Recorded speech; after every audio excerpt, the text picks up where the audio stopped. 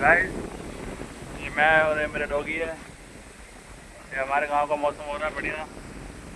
आप जैसा कि देख सकते हैं चारों तरफ,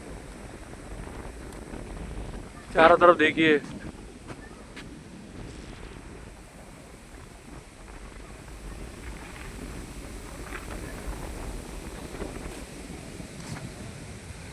ये हमारा घर है। बस ऐसे ही बढ़िया मौसम हो गया है। बारिश ना हो, बाकी सब ठीक है। बारिश हो जाएगी फसल ख़राब हो जाएगी सारी।